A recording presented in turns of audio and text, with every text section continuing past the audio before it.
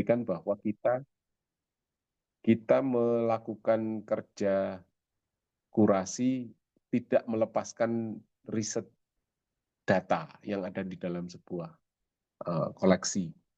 Jadi ini kalau dihitung datanya, metadatanya ada 1, 2, 3, 4, 5, 10 metadata. Ya.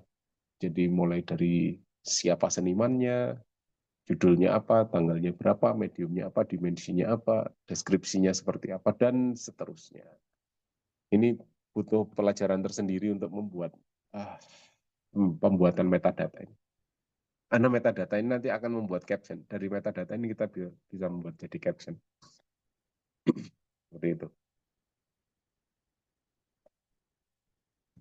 Nah, pameran ketiga ini pameran yang paling menggemparkan dunia. Ini dikerjakan oleh seorang kurator yang sangat terkenal. Sayangnya sudah meninggal. Okwui Enweiser. Judulnya Demam Arsip. Wah, asik ya. Demam Arsip, dokumen di masa kini gitu ya. Jadi ini judulnya mengikuti sebuah buku yang sangat terkenal, karya filsuf postmodern Jacques Derrida. Jadi ini isinya ya mengenai bagaimana persoalan arsip di dalam sehari-hari sampai ke dalam tubuh kita itu juga dibahas oleh Derrida.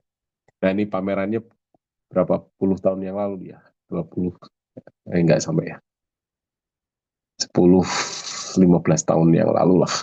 Nah, ini terinspirasi, oke, sampai kemudian pameran ini mengeksplorasi arsip tidak hanya sebagai gudang dokumen, tetapi sebagai ruang konseptual dan fisik, di mana ingatan, identitas, dan sejarah ditata dan atau diperdebatkan kembali. Intinya macam-macam. Ini penerapan arsip dalam pameran ini satu, physical archive dipakai, kemudian biografi imajinatif. Jadi satu seniman namanya Zoe Leonard ini menciptakan arsip baru ya, fiktif gitu tentang arsip, tentang aktris Hollywood gitu ya, dalam konteks karya seni. Kemudian koleksi foto anonim atau foto-foto yang tidak bisa dilacak keberadaannya dipakai juga.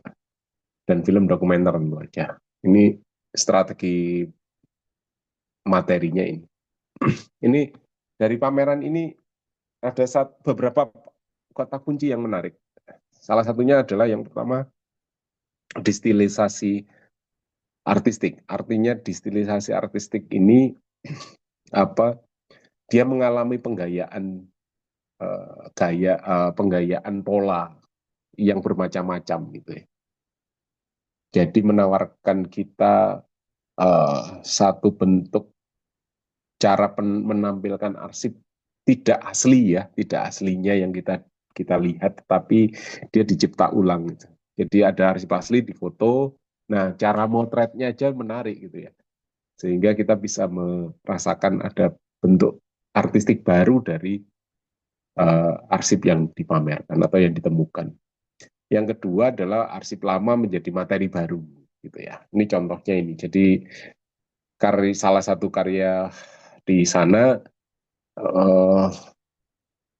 dia melakukan pemotongan pengeditan film lama gitu ya, kemudian dijadikan film baru. ini ini jadi karya baru akhirnya gitu ya. Jadi jangan bertanya lagi apakah ini boleh atau tidak. Ya boleh-boleh aja ya. Sekarang kan yang penting adalah tujuannya untuk apa karya ini dibuat kan gitu. Kita harus pandai membaca bagaimana seniman itu memperlakukan arsip. Jadi kalau ada beberapa metode sih sebenarnya ketika seniman menghadapi arsip itu ada yang satu menyimpannya seperti aslinya itu seperti halnya koleksi kesayangan. Yang kedua, dia mendisplaynya sebagai karya seni tapi tidak banyak disentuh atau tidak banyak direspon, tapi jadi karya seni bukan sebagai koleksi arsip itu sendiri. Yang ketiga adalah arsipnya dirusak dalam tanda petik ya, artinya digambar, diapain, jadi nilai kearsipannya memang menghilang, tapi itu enggak secara fisik ya tetap jadi arsip sih, arsip baru sebenarnya. kayak gitu. Tapi apa dilakukan pola distilisasi artistik lah. Jadi kayak Nasirun itu pernah membuat karya judulnya Uwuh Seni atau Sampah Seni judulnya. Dia merespon undangan-undangan pameran yang datang ke dia, ke rumahnya itu diterima, dikumpulkan, kemudian undangan-undangan itu kemudian dilukis pakai cat akrilik itu. Kecil-kecil kan cuma sports card itu didisplay lah satu undangan jadi karya lukisan dia dan di frame. Jadilah 1.000 undangan itu didisplay di dinding itu banyak sekali dan menarik. Itu buat saya itu kan bagian dari distilisasi artistik ya. Arsipnya tetap, tapi lebih mahal karena dilukis sama senimannya. Gitu. Tapi untungnya adalah undangan yang notabene banyak sekali kopinya. Nah, ini salah satu yang lain juga bagaimana cara menampilkan uh, apa tema-tema yang sifatnya agak apa ya agak berbahaya ya. Menurut saya misalnya pada politik ras dan gender dalam industri hiburan gitu ya, dia membukanya lewat koran-koran baru yang dia print cetak baru gitu ya, dibuat ulang gitu. Nah, hal yang juga menjadi perhatian dalam pameran ini adalah kenyataan bahwa ada satu tokoh yang dianggap sebagai anak dari arsip. Wah, bukan the father of archive ya, tapi the son of archive, yakni Andy Warhol. Ya, Andy Warhol ini uh, pengusung aliran pop art ya, yang hari ini disebut sebagai anak dari arsip. Ya, dia mengambil gambar-gambar langsung dari catatan publik dari majalah-majalah itu ya, kemudian mempublikasikan dengan cara baru. Ya, ini yang tadi kayak Nasirun, tapi kalau Warhol duluan ya, tapi ya tahun 60-an udah melakukan itu dengan cara apa di sablon, di serigrafi, dicetak saring gitu. Jadi ada sampul buku, sampul koran gitu di sablon, kemudian di display gitu, jadikan karya seni grafis. Ya, jadi dia mengacaukan kebiasaan atau kebenaran ya, tetapi dia kemudian memberikan satu sensasi ya ketika ada foto hitam putih itu kemudian jadi berwarna gitu ya karena sentuhan dia dan macam-macam lah, sehingga ini ada banyak yang membencinya, ada yang menganggapnya sebagai seniman licin yang penting dalam sejarah. Jadi Warhol saya kira juga harus dicatat sebagai seniman arsip yang sangat progresif, agresif dan anarkis juga sebenarnya untuk dalam dunia arsip. Nah, di luar itu ya tentu aja ada arsip fotografi yang kemasannya itu bisa di apa movable gitu ya, bisa dibawa kemana-mana gitu ya. Jadi pamerannya nggak cukup hanya di dinding ruang museum atau galeri, tapi dia bisa dikemas seperti tas gini, kemudian dipamerkan di mana dia mau. Gitu. Ya. Ini karya Marcel Duchamp, lama sekali. Udah Marcel Duchamp udah berpikir museum bergerak itu seperti ini. Ya, jadi arsipnya dimasukkan di dalam tas dan tasnya dianggap sebagai museum. Asik juga ya, menarik ya. Itu contohnya. Dan juga kata kunci yang lain yang penting dalam pameran archive favor ini adalah fiksi, antara fiksi dan sejarah itu uh, ya 11-12 lah. Jadi kita tidak dalam sebuah pameran seni rupa tidak dituntut sebuah kebenaran sejarah, tetapi bagaimana kemudian interpretasi itu membuat arsip menjadi barang yang tidak berhenti hanya sebagai benda yang memberikan data, tetapi juga fantasi, imajinasi, dan sebagainya. Jadi ini penonton akan merasakan sesuatu yang baru ketika menghadapi arsip yang mungkin di tangan seorang seniman atau kurator mengalami pergeseran dimensi gitu ya, atau alih media atau dan sebagainya. Di Jogja, saya menawarkan teman-teman untuk datang ke Diorama Arsip Jogja ya. Bagi yang sudah mungkin bisa memberi kesaksian, ini mumpung ada Pak Wardoyo juga.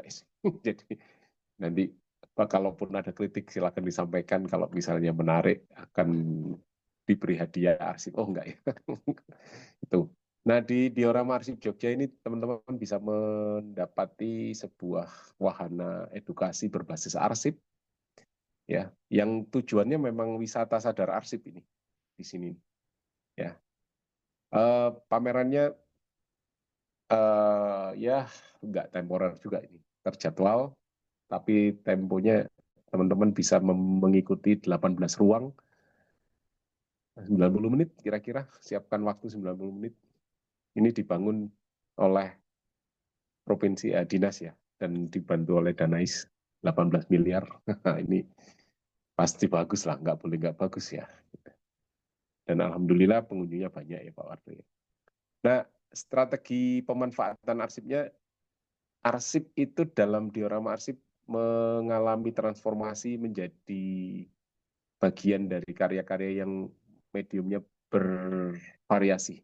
Mulai dari video, kemudian lukisan, grafis, instalasi, maupun karya ruang. Karya ruang itu kalau pas Anda berada di satu ruang gempa, itu bisa menikmati gempa yang terjadi dalam sejarah pergempaan atau bencana alam di Yogyakarta. Ada 18 ruang, jadi Anda bisa masuk setiap ruang itu kira-kira 9 atau 8 menit saja, dan Anda digiring oleh lampu, lighting, dan kita bisa sampai akhir sampai 90 menit lah. Itu. Ini contohnya yang bisa saya sajikan. Sebaiknya sih nonton langsung ya, bisa merasakan. Teman-teman yang di Jogja jangan lupa untuk kesini, sangat recommended itu ya. Ada video mapping, ada rel kereta api juga ya, seperti apa ruangan tanpa batas ini. Ada display poster film, poster revolusi dan sebagainya. Nah, hal yang juga penting saya kira adalah soal arsip kontemporer hari ini ya. Jadi kita menghadapi gelombang arsip digital yang nggak pernah habis. Dan ini contoh pameran arsip di tahun 48. 48 ini sebuah pameran arsip aliran dada ini. Aliran dada itu aliran yang mengeksplorasi uh, kejadian seni yang terimbas oleh Perang Dunia Kedua di Jerman, terutama pusatnya, dan kemudian muncullah seni-seni yang sudah tanpa batas. Konsep dada itu adalah anti seni, seni tapi anti seni. Ya. Jadi dia melawan konvensi-konvensi yang akhirnya melahirkan seni kontemporer hari ini yang tiada batas, apapun dilakukan bisa oleh seniman atau orang-orang biasa. Ini polanya kayak gini, pameran arsip. Ini pameran arsip di Indonesia, ini saya pakai contoh pameran arsip Pak Bagong Kusudiarjo di PSBK tahun 2018. Ya, ini kronologis sifatnya, arsipnya ditempel di situ, di triplek, fotonya ditempel juga. Ini paling konvensional, paling ekonomis, dan paling memudahkan untuk kerja kurator. Belum ada dinamika yang sangat berbeda dengan pameran-pameran yang lain. Ini pameran yang kami gelar ya, di Bentara Budaya. Jadi Widi S. Martodiarjo ini membuat sebuah ruang di tengah Bentara Budaya yang kecil itu, kira-kira ruangannya 3x3 atau 3x4 gitu. Di dalam ruangan itu Widi bekerja sepanjang hari menciptakan arsip. Bisa nyeket, nulis apa, dan teman-teman yang datang juga boleh gambar, nyeket, ngobrol, nggak ngaruan di sana, dan kemudian disimpan arsip-arsipnya, kadang didisplay di dinding hijaunya ini. Dinding hijau ini dinding yang dia bikin sendiri ya. Di luar dinding hijau itu dinding Bentara Budaya, Bu. Jadi karya lukisannya ada di luar ruangan ini. Jadi menciptakan ruang di dalam ruang. Jadi ruang arsip di dalam ruang pamer. Ini pameran yang kami gelar juga untuk pameran perangko. Kami punya koleksi perangko. Perangko seni rupa dari banyak negara. Kemudian kami display perangko yang asli itu yang kecil-kecil ini, yang gede ini saya scan, yang salah satu dari perangko yang asli itu saya scan, saya besarkan dan kemudian di frame sehingga ini bisa memudahkan pengunjung tidak terlalu sulit menikmati lukisannya gitu atau karya seninya gitu. Dan alhamdulillah ditulis oleh Tempo lumayan. Ini pameran yang kami adakan di Museum Basuki Abdullah. Saya menemukan satu arsip surat Presiden Soekarno kepada salah satu kolektor lukisan Basuki Abdullah yang ingin meminta lukisan Basuki Abdullah yang dimiliki oleh sang kolektor. Lucu ya. Ini beberapa arsip-arsip yang ada. Kemudian ini pameran di Tembi Rumah Budaya, pameran poster yang atas, pameran poster pameran seni rupa, pameran poster seni rupa, pameran yang terkait dengan arsip-arsip poster. Ada 500 poster yang kami display. Yang bawah ini pameran arsip kritikus seni Sanento Yuliman di dewan di tim kalau nggak salah dulu ya. Kemudian yang kanan bawah ini adalah pameran arsip-arsip Pramudia Anantatur di Galeri Dialogue Kemang. Ini salah satu cara mereka mendisplay, membuat kita jadi kayak berada di taman kertas gitu ya. Isinya penuh teks-teks yang terkait dengan Pramudia Anantatur. Jadi bebas-bebas aja. Artinya di dalam sebuah arsip idealnya menjadi bagian dari dokumen yang lebih besar ya, termasuk korespondensi, buku harian, foto yang semuanya dapat menjelaskan satu sama lain. Jadi gitu. Nah, artinya yang lebih lanjut, apakah karya berbasis arsip dan dokumentasi memberikan bukti perkembangan estetika atau wawasan tentang pikiran dan jiwa seniman yang dewasa hanya akan diketahui oleh pemeriksa yang paling setia terhadap peristiwa dan sejarah? Ya, tentu aja, karena arsip itu abadi terus-menerus berjalan gitu ya. Kita hanya punya waktu yang sangat pendek. Kelebihan pameran atau event seni banyak sekali. Ini teman-teman bisa membacanya gitu ya. Kemudian yang menjadi tantangan bagi kita yang akan menyelenggarakan ya ini banyak sekali. Satu, akses arsip yang lebih sulit. Kurasi narasi, hak cipta, minimnya dokumentasi. Itu persoalan. Solusinya tentu aja harus kita lakukan kolaborasi antar sektor dan penggunaan teknologi AI, VR, dan revitalisasi arsip saya kira juga penting.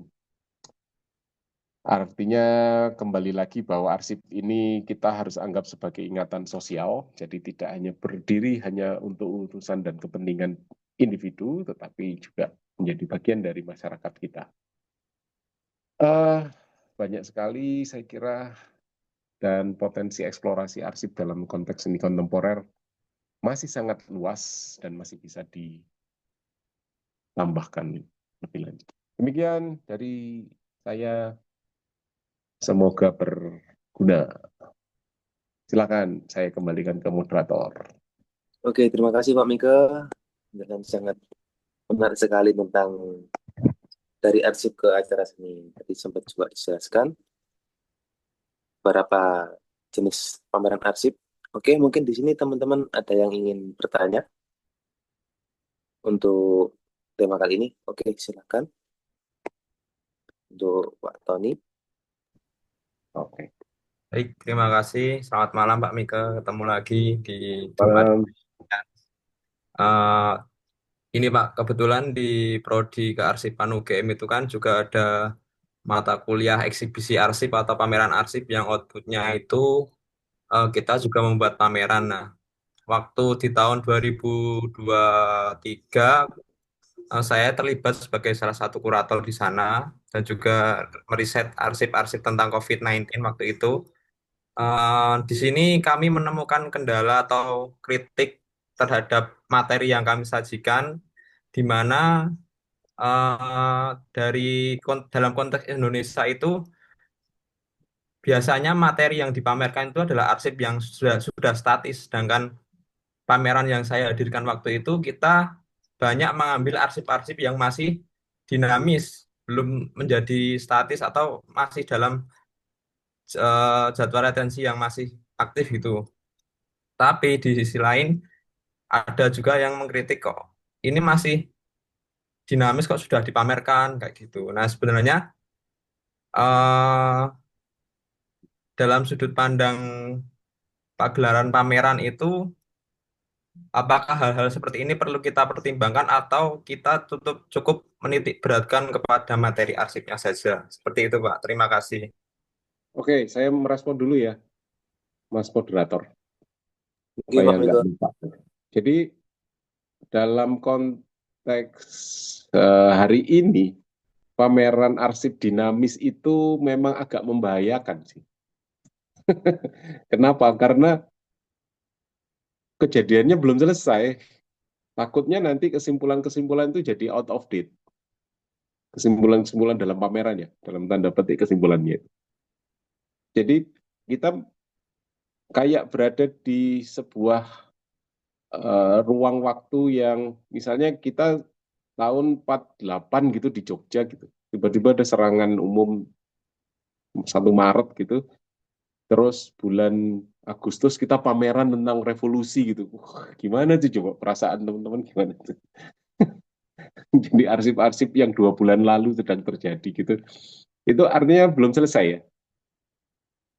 Tapi bukan berarti tidak boleh, ya boleh-boleh aja.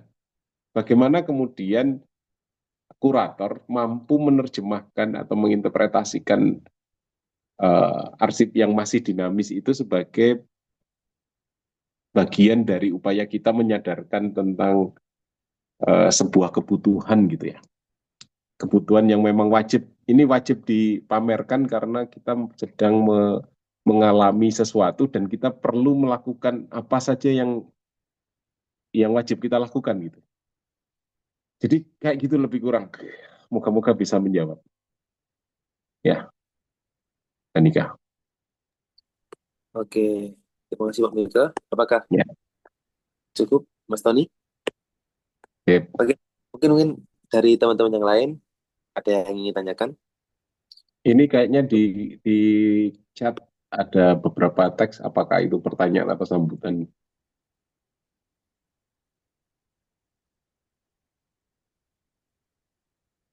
Menarik. Ini ya, tuh.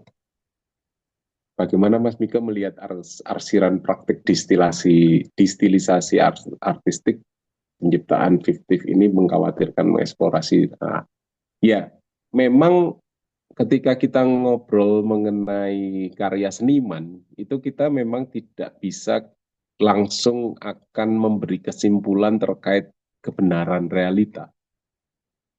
Teman-teman ketika menghadapi lukisan itu kan kita tidak sedang menghadapi artefak sejarah.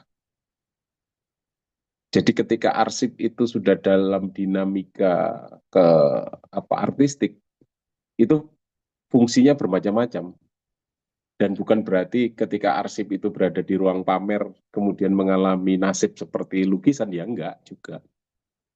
Tetapi kita harus pandai merangkai bagaimana kemudian temuan berupa arsip ini bisa kemudian turut mendukung realitas yang selama ini tertutup gitu atau belum diketahui atau belum dilacak gitu, sehingga kita bisa membayangkan peristiwa masa lalu itu seperti apa lewat dimensi kesenian ini. Sama seperti ketika kita membaca novel Bumi Manusianya Pram gitu ya. Ketika kita bicara mengenai sebuah wilayah yang nggak pernah terbayangkan itu tiba-tiba menjadi jelas ketika kita mendapatkan bayangan atau imajinasi Pram terkait sebuah wilayah itu kan gitu. Hampir bisa dikatakan bahwa karya Pram itu sastra dan fiktif gitu ya. Tetapi kemudian ketika kita merasakan mampu nggak pembacanya membayangkan selain yang ditulis Pram. Artinya kan seni ini berada di satu wilayah yang berfungsi untuk menjembatani orang yang nggak pernah membayangkan jadi jelas imajinasinya, baik dalam bentuk gaya realis maupun yang mungkin agak-agak abstrak gitu ya. Tetapi ada sentuhan seniman yang membuka tabir yang membuat kita yang nggak pernah membayangkan atau nggak pernah bisa membayangkan itu jadi jelas ketika menghadap. Memang rawan kalau kita tidak bisa membaca arsip itu di dalam sebuah pameran. Jadi memang harus kita pilah, makanya kenapa slide kesekian tadi itu kita harus menjelaskan 3 fungsi arsip dalam sebuah event seni itu ya. Jadi ke sana. Kalau arsip menjadi karya seni ya artinya harus multi interpretatif lah ini. Bisa dianggap itu bukan realitas yang sesungguhnya, bisa jadi begitu. Sama ketika kemarin di pertemuan pertama nyenggol lukisan Raden Saleh yang judulnya Banjir Bandang di Jawa itu ya. Kita semua jadi terkejut kan ketika teman dari Andri riset tentang sebuah daerah di Jawa kebanjiran pada era atau abad kesekian dan bisa membayangkan ternyata lukisan Raden Saleh bisa mewakili ya gitu.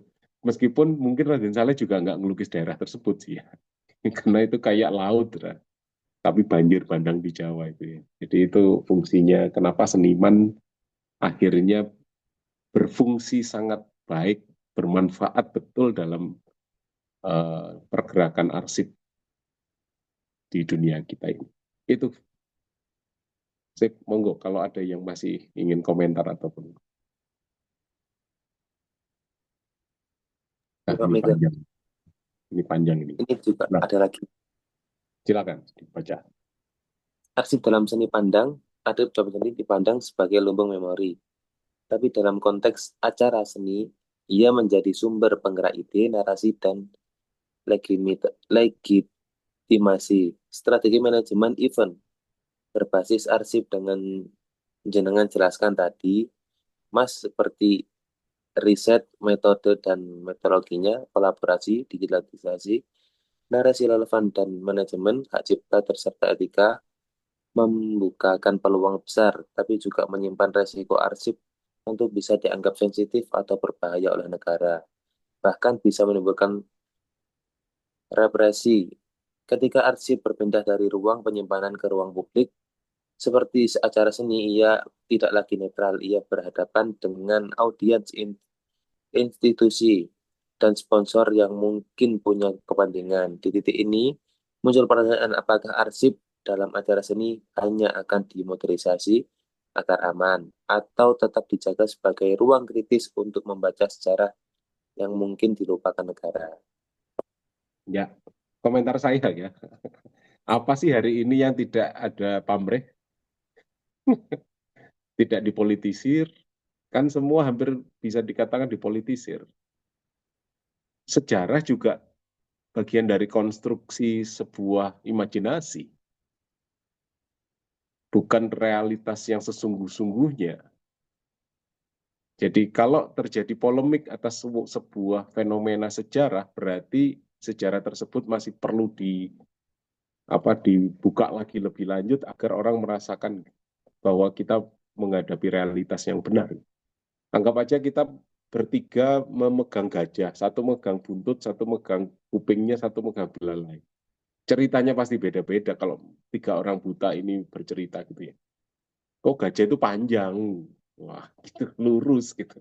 Oh, gajah itu kayak kayak daun gitu. Ya nggak ada yang sama karena memang sudut pandangnya berbeda. Maka yang diperlukan adalah memang pendekatan dan temuan-temuan dokumen yang berkualitas tinggi yang kemudian bisa atau yang sesuai yang menyebabkan kita bisa merangkai imajinasi sebuah peristiwa itu menjadi lengkap gitu ya. Jadi antara bahkan antara buku Peter Carey tentang Diponegoro itu dan Bumi Manusianya Pram setara itu.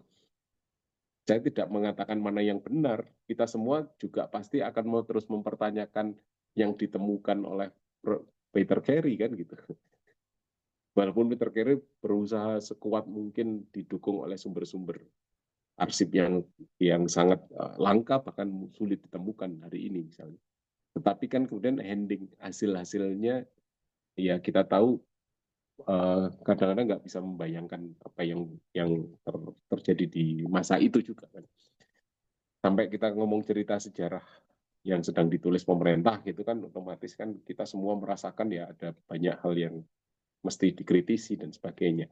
Artinya pameran kita itu juga tidak bisa berhenti hanya sebagai bentuk kesadaran sejarah gitu, tapi juga kesadaran di luar sejarah yang orang butuh sesuatu yang lebih beda daripada buku gitu ya, atau berbeda lagi dengan cerita gurunya gitu ya. Oh saya, wong saya aja ketika ke sebuah museum atau pameran yang arsip aslinya tidak pernah saya bayangkan, saya sangat gembira. Saya tidak mencari cerita di balik arsip itu, tapi saya merasa, oh ternyata ada ya arsip kayak gini. Itu aja udah sangat bergembira. Senang banget ketemu itu dan kemudian saya foto dan saya baca dan sebagainya gitu. Jadi perasaan-perasaan saat kayak gitu aja udah berguna bagi pameran kita. Seperti itu. Moga-moga bermanfaat jawabannya. Ini ada tanggapan lagi Pak Mega dari sebelumnya. Ya, Sebelum Mbak Dita Ajeng niki, ini saya bacakan responnya ya. gini Pak Mega. Maka pentingnya untuk membicarakan bagaimana merancang acara seni berbasis arsip yang etis, relevan, berkelanjutan, namun tidak kehilangan nyali kritisnya.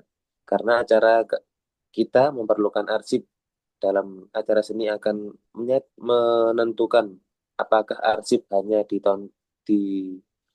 tontonan estetis atau justru menjadi sarana membentuk kesadaran kolektif yang lebih tajam. Maaf Pak, saya ketik. Oke, lanjut Pak. Ada Ya,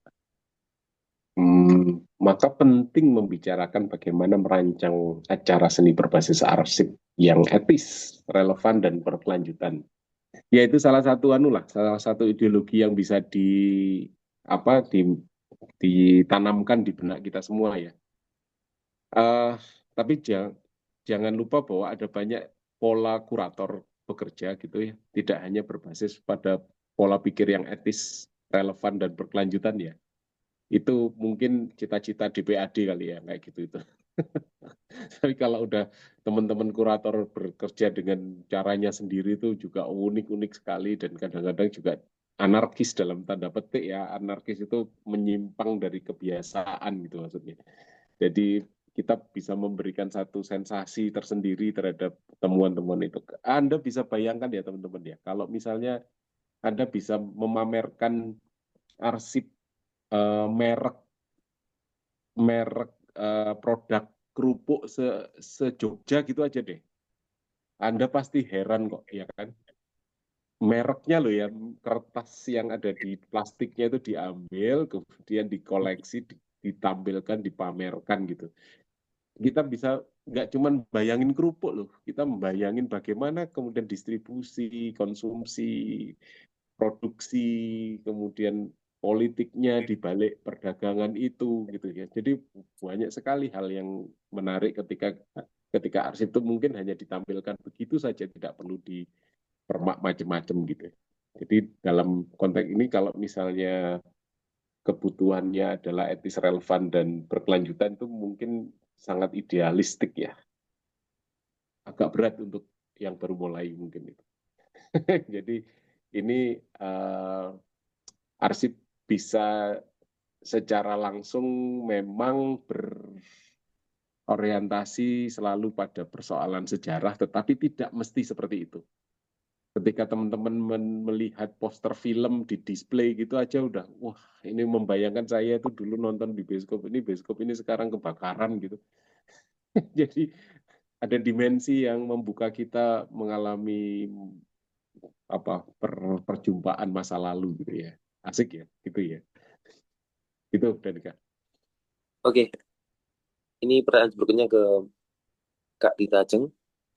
Ya, Kamu silakan. Iya, silakan Mbak Dita. selamat malam Pak Mika. Malam. Bertemu lagi di sesi webinar ini, Pak. Ya, kamu terus Ya, ya. ya, amin, insya Allah. Ya, saya punya dua pertanyaan nih, Pak.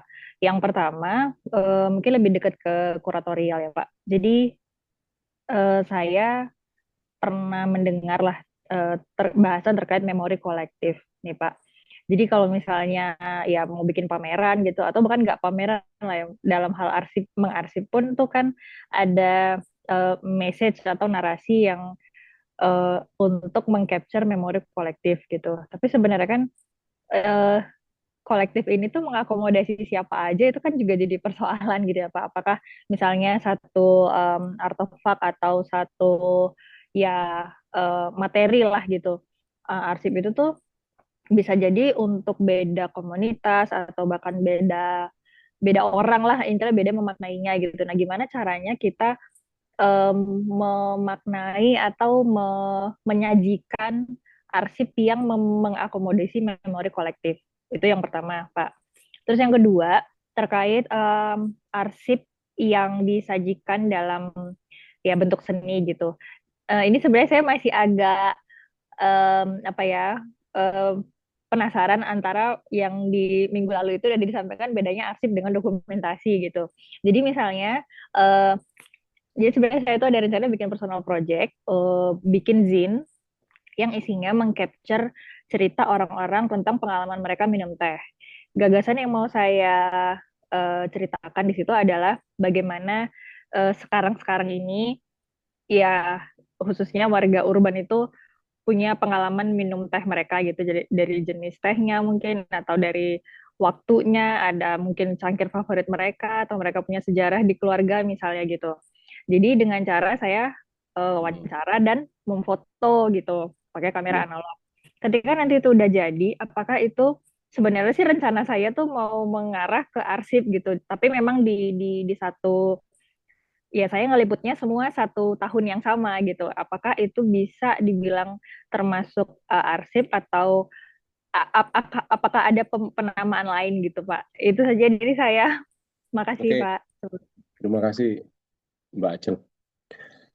Eh, Soalan memori kolektif arsip, memori kolektif ini jadi gerakan baru sekarang di banyak wilayah, di banyak negara, karena persoalannya terhubung dengan munculnya eh, munculnya fenomena eh, meniadakan lagi pusat, meniadakan yang namanya mainstream. Ya, jadi tidak ada lagi yang namanya mainstream. Jadi semua yang ada yang semula dianggap pinggiran itu berdaya. Jadi tidak, kalau dalam seni ya secara khusus, kalau pusat seni dunia itu Paris, New York, London, kayak gitu ya, Milan gitu. Tapi hari ini enggak, kita bisa ke Tokyo, Jakarta, Brisbane, yang semula nggak pernah, atau di Havana, Kuba, atau di Afrika misalnya di salah satu di sana gitu, kota di sana. Itu memberikan satu satu kenyataan bahwa setiap tempat itu pasti mengandung sejarah ataupun memori masyarakatnya. Nah, itu kemudian diangkat. Ini ceritanya bukan hanya pada sampai negara itu, tetapi juga pada bagaimana di satu titik wilayah tertentu yang mungkin skalanya sangat kecil di sebuah sungai gitu. Di Cina itu ada sungai sungai kuning itu yang kemudian dijadikan di dalam di pinggir sungai itu dibangun museumnya. Jadi kalau kita bayangkan di Kali Code itu harusnya ada museum Code, sehingga di sana kita bisa menikmati bahwa ini berharga ini. Sungai kita itu berharga sampai dibuatin museum. Artinya arsip-arsip itu menjaga keberadaan sebuah wilayah.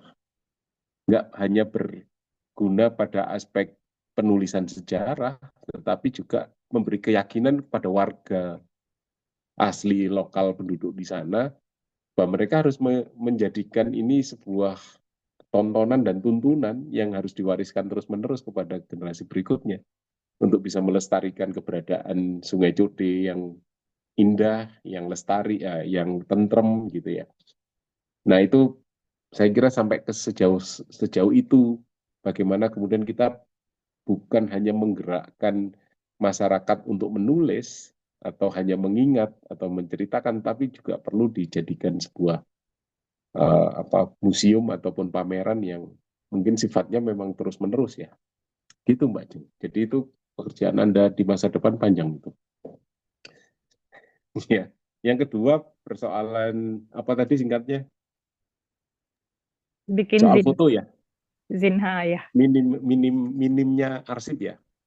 Ini saya nggak tahu apakah hari ini hadir atau tidak. Kemarin saya diskusi dengan salah satu teman di Bali yang akan membuat sebuah pameran temporer terkait dengan Gunung Batur Bali. Apakah ada dokumentasinya Mas? Tolong dicariin Mas gitu. Waduh, ini harus ke Eropa atau kemana ini harus mencari arsip itu. Artinya kita semua merasakan kesulitan mencari bahan-bahan visual semacam itu. Tetapi kan kita punya cara sekarang.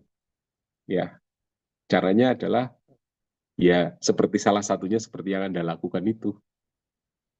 Kayak kemarin juga ketika saya, kalau nggak saya cerita di sesi pertama itu ada program kemantren 14 kemantren di Jogja itu, kecamatan di Jogja itu diberi dana untuk membuat museum di setiap kampung. Kan nggak semua kampung punya dokumen yang berkualitas lama ya. Maksudnya nggak semua kampung ada cerita sejarahnya gitu. Kalau kampung dekat keraton ya jelas banget keraton itu sendiri sudah penting. Tapi yang kampung-kampung yang nggak punya cerita itu akhirnya membuat arsip baru. Saya minta mereka memotret, mengambil seniman-seniman, mengajak kerja bareng seniman-seniman untuk melakukan pencatatan secara visual dengan mudah kan, motret, ngelukis, nyeketsa gitu, atau merekam dengan film atau apa gitu aktivitas sehari-hari di lingkungan tersebut, kemudian dikemas menjadi sebuah dokumen dan arsip. Mungkin itu masih dinamis hari ini, tetapi kan suatu waktu nanti perubahan zaman itu menggerakkan arsip-arsip itu menjadi arsip statis yang berharga. Jadi pergerakan mengapa kita harus bicara mengenai acara seni berbasis arsip ya karena kita sedang membutuhkan teman-teman seperti Mbak Ajeng ini untuk menggerakkan masyarakat agar bisa mencatat setiap gerak zaman atau masyarakat kita hari ini gitu. Mudah ya gitu ya, intinya gitu ya. Jadi yang berat adalah mengomunikasikan ini ke teman-teman yang mungkin baru tahu soal dunia pengarsipan atau dunia pameran gitu ya. Ini termasuk juga mungkin cara mendisplaynya nanti seperti apa, udah bebasin aja dulu.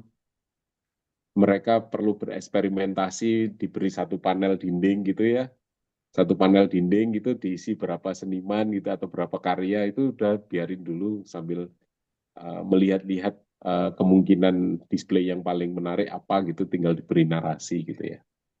Ya, itu jadi tidak sulit tapi juga sesungguhnya kalau kita pelajari arsip-arsip itu akan memberi banyak manfaat bagi masyarakat. Gitu ya, Mbak Jeng. Oke, baik, makasih banyak Pak Mika. Sama-sama semangat, Mbak Jeng. Oke, Pak Mika, ini ada sedikit pertanyaan di kolom komentar. Malam Pak, kalau memberi narasi baru pada font foto, itu apakah boleh? Secara font foto, kita tidak tahu siapa fotografernya dan nama objek fotonya. Bagaimana tentang copyright foto-fotonya? Oke, terima kasih atas pertanyaannya. Sulit ini. Ini juga bagian dari PR saya sepanjang waktu. Jadi kalau memberi narasi foto yang nggak ada datanya itu memang sangat sulit. Jadi jangankan teman-teman saya aja juga begitu. Tetapi ini gini, mari kita jabarkan dulu hal-hal yang mungkin bisa dibuka. Yang harus kita ketahui adalah bahwa kita memiliki tiga kriteria data. Ya, tiga kriteria data. Tiga itu adalah satu data primer. Data primer itu adalah data yang tidak bisa diganggu-gugat. Apa itu? Satu, nama seniman bila ditemukan. Kalau nggak ditemukan ya sementara kosongin dulu. Atau fotografernya. Kemudian ukuran foto. Atau kalau nggak ukuran ya berarti ya spek foto yang digital itu.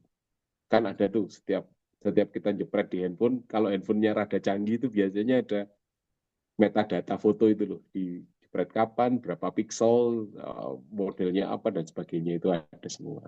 Itu contohnya. Terus kapan foto itu dibuat, kalau ketemu ya alhamdulillah, kalau nggak ketemu ya kosongin dulu lagi. Itu data primer, data primer.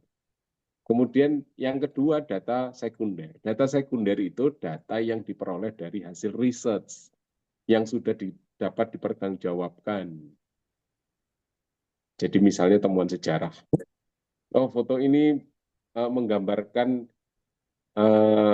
adat istiadat Jogja gitu di kisaran tahun sekian sampai sekian. Itu data sekunder itu. Data yang sebenarnya masih bisa diperdebatkan tetapi sudah teruji. Artinya pengunjung atau penonton mungkin ya harus percayalah gitu. Ini udah jelas di riset lah. Yang ketiga adalah data tersier. Data tersier itu isinya gosip, mitos, atau hal-hal yang mungkin tidak sempat kita uji, tetapi sudah berterbangan di mana-mana gitu. Itu boleh dipakai sebagai bagian narasi, tetapi harus dijelaskan bahwa menurut masyarakat desa ini ada mitos-mitos yang masih dipercaya. Nah, gitu juga boleh, nggak apa-apa sebagai bagian dari narasi. Sedangkan perihal copyright, kalau saya sih mengikutinya dengan cara siapa yang memiliki foto aslinya. Kalau nggak ditemukan fotografernya. Kadang-kadang fotografer juga tidak berhak atas fotonya itu karena kayak koran atau jurnalis, fotografer media massa itu ya biasanya copyrightnya ada di koran, nama korannya, nama medianya. Itu harus dilacak ya siapa pemilik sesungguhnya, siapa yang punya hak cipta. Tetapi kalau foto zaman dahulu yang dijual di lapak-lapak kelitian itu ya, pasar-pasar barang bekas itu ya kita beli ya kita sebagai pemilik karena nggak ada data apapun gitu. Akhirnya saya biasa menulis ya koleksi Mika Susanto gitu. Jadi foto-foto yang lama hitam putih yang dijual di lapak-lapak bekas itu sekarang harganya juga sudah mulai mahal.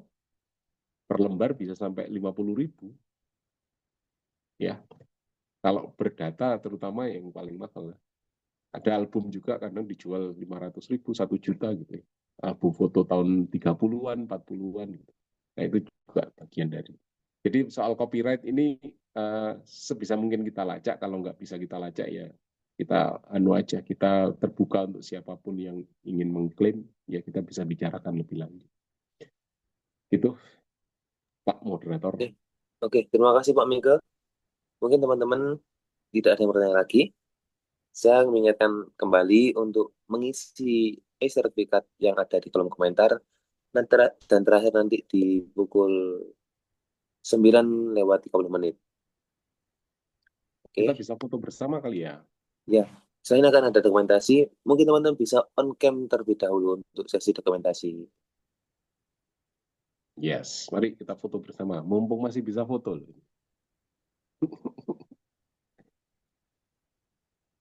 Kecuali yang nggak mau buka. Siapa yang motret ini?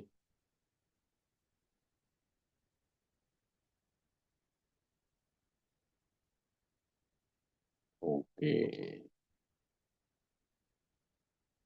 Silakan difoto panitia. Oke, 1, 2, 3. Oke. 1, 2, 3. Oke, terima kasih teman-teman. Sampai ketemu minggu depan di waktu dan gelombang yang sama. Terima kasih. Sama-sama. Oke, saya akhiri kuliah publik pada hari ini dengan baca. Terima kasih. Semoga bermanfaat untuk semua. Akhirul wassalamualaikum warahmatullahi wabarakatuh. Waalaikumsalam. Assalamualaikum warahmatullahi wabarakatuh. Terima kasih Pak Wardio. Terima kasih Pak Bike.